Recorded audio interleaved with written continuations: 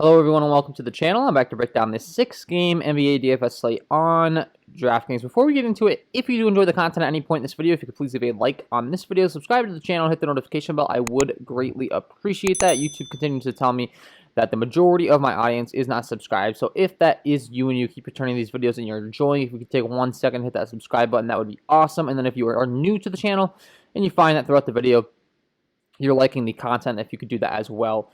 Thank you to all the support. We continue to grow on the channel, so thank you to everyone that's consistently tuning in. And if you are getting really serious about NBA DFS, I do offer some further in-depth content over here on Patreon, where you can get access to my premium NBA projections, NBA data sheet, player stats, team stats, play contact stats, score plays, injury impact insights, NBA Discord chat access. A bunch of tools I've gone ahead and put together over there, the same tools that I use when I build my lineups night in and night out. And I have heard some very good feedback as far as people winning money week in and week out over there that are Patreon. So check that out, link below in the description. And with that being said, let's go ahead and start breaking down this slate today. So a 7-gamer that was turned into a 6-gamer with the Toronto game being canceled. So let's go ahead and talk about the 6 games remaining on the slate. First game, Memphis taking on Washington. This game comes in right now with a 236.5 over-under with a 1-point spread in favor of the Memphis Grizzlies. So expected to be a very up-tempo game. Definitely a pace-up matchup for these Memphis Grizzlies. So first of all, it's all starting with Russell Westbrook and Bradley Beal on the Washington side. They are the ones that are consuming all the usage on the Washington side. It's very simple. These are the 2 guys you're looking at in your lineups. It's these 2 guys, and then there's just a bunch of role players around them. Westbrook continues to have triple-double upside every single night out. Last time out, putting up 11 rebounds, 24 points, only 4 assists. Still getting you to 47 DraftKings points. You can imagine if he got his typical double-digit assists that he usually does, you're looking at 70-plus DraftKings points. So in an up-tempo game like this, Westbrook definitely makes sense. Same rule applies to Bradley Beal. More of scoring-dependent, but, this guy, when he's scoring, he is scoring. He put up 46 points last time out, 46 real-life points, 62.75 DraftKings points. In a fast up-tempo game. Once again, those 2 guys make the most sense. And then once you get down past them on Washington, honestly, I've just been fading. Too many bodies they're throwing in the rotation. Doesn't make sense to go there. And kind of a similar story on the Memphis side, to be honest. It's Jonas Valanciunas, it's Ja Morant, and then there's just a ton of other bodies in the rotation. So these 2 guys are the main beneficiaries in the usage. Last time out, taking on Houston, just an absolute blowout, 84-133. So these guys did not play many minutes. Jonas Valanciunas literally played 13 minutes. Ja Morant played 26 minutes. So don't look at the last game and apply that to the current situation, because it's going to be a much different scenario. And the price tag has dropped on Ja Morant, and the price tag on Jonas Valanciunas has dropped as well. So both these guys make a lot of sense in this matchup, taking on this Washington squad that plays no defense, both leading usage guys on the team. And I'm definitely going to have a lot of interest in Ja Morant and Jonas Valanciunas in this one. And then once you get down past them, it's really going to come down to injury news. Kyle Anderson is listed as questionable. If he is out, that's going to open up more minutes for guys on the wings. Guys like a Dillon Brooks, guys like a Justice Winslow. Would become much better plays in the mid-5K range for Dillon Brooks. Justice Winslow all the way down here at 3.9. Grayson Allen continues to be out. I also think that it would open up some more minutes on the wing for a guy like a Desmond Bane, who continues to play mid-20 minutes or so. In these games. So he could also get a bump up as well. But really, it's Dillon Brooks, and even DeAnthony Melton will get more minutes as well. Dillon Brooks, DeAnthony Melton. Justice Winslow, those guys would all get a bump if we find out that there is indeed no Kyle Anderson. Los Angeles Clippers taking on the Boston Celtics. Jaylen Brown continues to be listed as questionable. As far as the latest update, it does look like he is a true questionable. So if he's out, you could be looking at Javonte Green to get the start and play some more minutes again.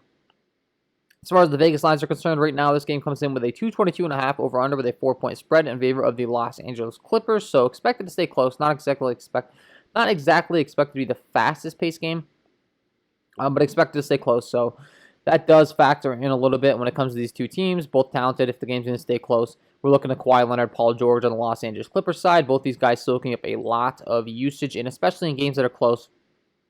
This team is involved in so many blowouts that you can really hop on the Paul George and Kawhi Leonard train when they're not. Paul George all the way down to 8.4. I think that's a very, very friendly price tag on him. This is a guy we were paying up in the 9K range for quite some time there. and has got his price dropped all the way down to 8.4. Take advantage there, and definitely take advantage of Kawhi Leonard at 8.8 as well, because similar story. We were paying mid 9K range for this guy. Now he's down to 8.8, and they're finally involved in the game, or to expect to stay close. So they both do make a lot of sense on the slate for me. And then you're looking at Jason Tatum, Kemba Walker, especially if Jaylen Brown's out. Both these guys are going to be absolute smash plays based on usage. Not exactly the best matchup as far as taking on the defense of Paul George and Kawhi Leonard and this Los Angeles Clippers team, because they are very good defensively. But from a pure usage rate standpoint, both these guys are making a lot of sense in this one, especially if there is no Jaylen Brown, as mentioned. And then when you get down here, things get a little bit more too cute. I mean, Robert Williams, Daniel Tice, Tristan Thompson, all kind of trading minutes. Daniel Tice did have a good game last time out, and I did like him last time out, but that was a little bit of a different situation because he was taking on a very friendly matchup in the Washington Wizards.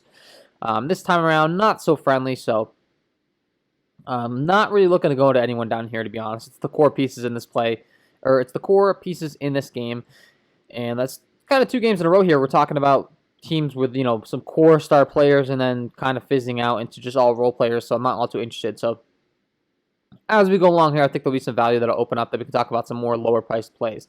Atlanta taking on Miami. This game comes in with a 220.5 over under with a 4-point spread in favor of the Miami Heat. And Cam Reddish is listed out. DeAndre Hunter is listed as out. Kevin Harter is listed as questionable. Jimmy Butler is listed as questionable. The latest update is that Kevin Harter is probable, so expect him to be a full go. And as far as Jimmy Butler is concerned, it does look like he is a true questionable. So keep an eye on Jimmy Butler. If he's out, that's a major news as far as the usage to go around on the Miami squad. We would have a lot more interest in guys like Tyler Hero, Goran Dragic, and Kendrick Nunn. All those guards will get more minutes, and then as well as a wing guy in Duncan Robinson, and even an Andre Iguodala down there at 3.8 on DraftKings. He would make a lot of sense as well. So definitely some relevant news as far as Jimmy Butler is concerned, because that's really going to alter my interest. I mean, it's Tyler Hero, it's Goran Dragic, and it's Kendrick Nunn if he gets ruled out. Those 3 guys you can really lock in on. Feel really confident playing them. And then on the Atlanta side, it is expected to stay close. So, you know, you're looking to the main guys in usage and minutes. So that's Trae Young at the top, 9.6, the most elite play on the Atlanta side for sure. He makes a lot of sense. And then you're dropping down to guys like a Kevin Harter, who's going to continue to have a lot of responsibility because there is no DeAndre Hunter or Cam Reddish. So this guy's the only wing shooter they have right now. Kevin Harter is going to continue to chuck. He's still only 5'6". I've been playing this guy a ton recently, and I will continue to play him because they're kind of forcing our hands to. Lastly, Danilo Gallinari at 4.9. Been a little inconsistent. We saw him put up 55 DraftKings points and then drop down to 17 and 18. So the upside's there. The consistency isn't, unfortunately, but in tournaments he does make a lot of sense to be throwing in your lineups. New York taking on San Antonio. This game right now comes in with a 216.5 over-under with a 3.5 point spread in favor of the San Antonio Spurs. Expected to be a very slow-paced game. Second slowest on the slate right now. And as far as who we're really looking to in this one, Keldon Johnson continues to be out, which is giving a big of a bump up to San Antonio guys because Derek White and Rudy Gay are continuing to be out as well. So guys at the top here, they're now priced up. You're looking at DeMar DeRozan, DeJounte Murray, Jakob Poeltl, LaMarcus Aldridge. You know, these guys, Lonnie Walker down here at 5'1". They're all getting their price tags to be way up, though. I mean, Jakob Poeltl's all the way up to 6'1". This is a guy that we were paying, well, it's kind of ironic here. So Jakob Poeltl's actually come down.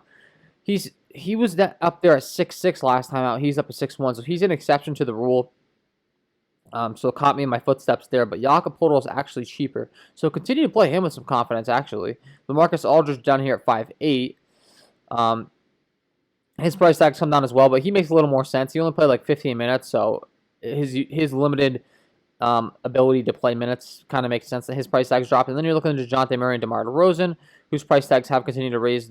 DeJounte Murray came down to 7.8 after being up at 8.1 last game, but that's right around the price tag he's been at. And DeMar DeRozan all the way up at 8.1. Continues to have his price tag up in the 8K range compared to when, Keldon Johnson was in. So, all of these guys kind of being price adjusted for their role. And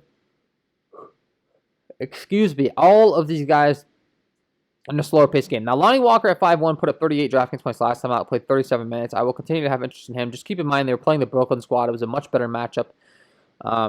So don't get too click happy on this team as far as locking in all these guys, but definitely a few of them are viable to be playing in each of your lineups. DeMar DeRozan, DeJounte Murray, the main candidates, and then Jakob Poeltl priced all the way up, and then you're looking to Lonnie Walker. Patty Mills you can play down here at 4-7 as well, but he's not quite getting the same usage as Lonnie Walker so far, but Patty Mills could definitely have a big game, so don't forget about him. And on the New York side, it's pretty straightforward. You're playing Julius Randle, you're playing RJ Barrett, you're playing Derrick Rose, those three, and then you can play Nerlens Noel. Outside of that, I'm not really looking at anyone. All these guys have solidified minutes. RJ Barrett and Derrick Rose, specifically in the mid 5K range, make a lot of sense. Mid to upper 5K range. Both these guys can put up 40-plus DraftKings points very easily. Both playing good minutes.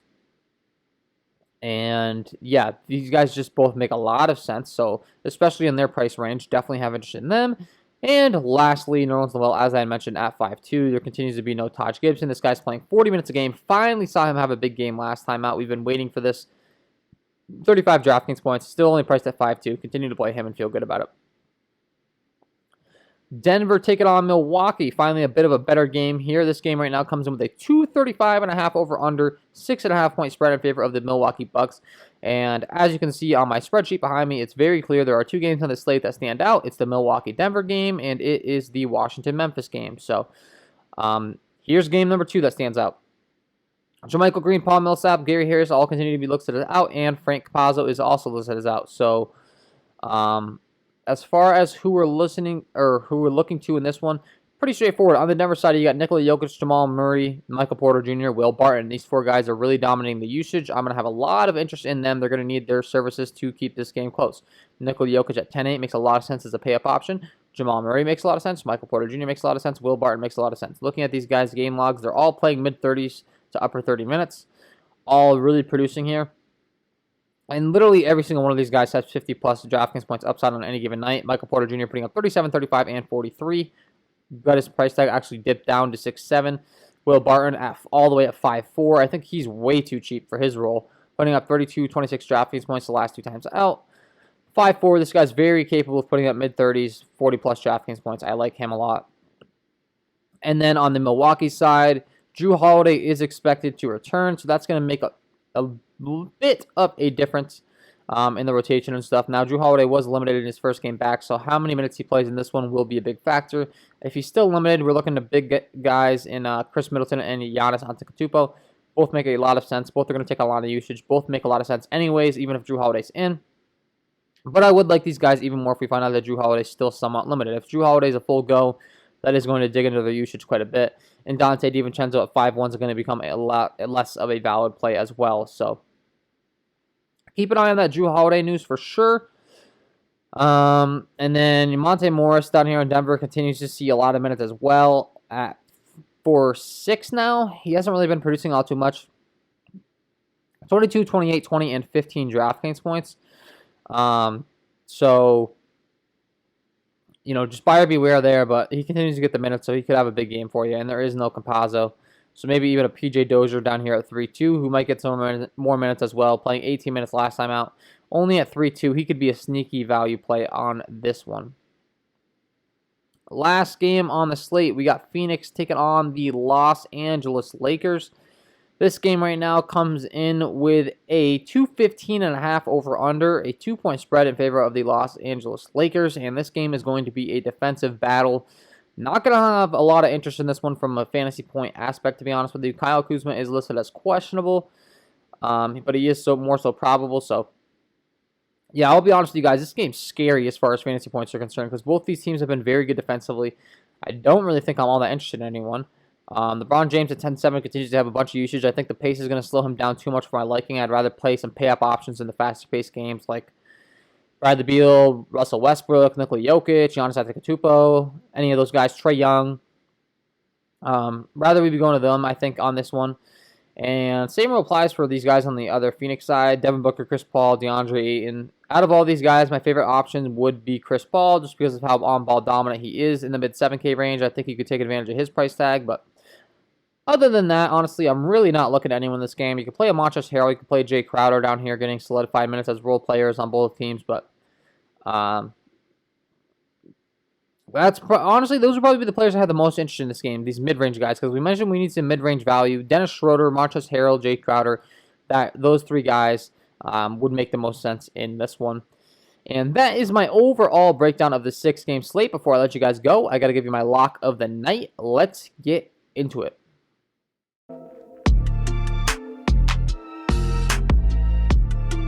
And my lock of the night tonight is going to be Ja Morant at 7K. We've been playing consistently mid 7K for this guy. He has got a price drop down, and he gets one of the best matchups you could ask for, taking on this Washington squad.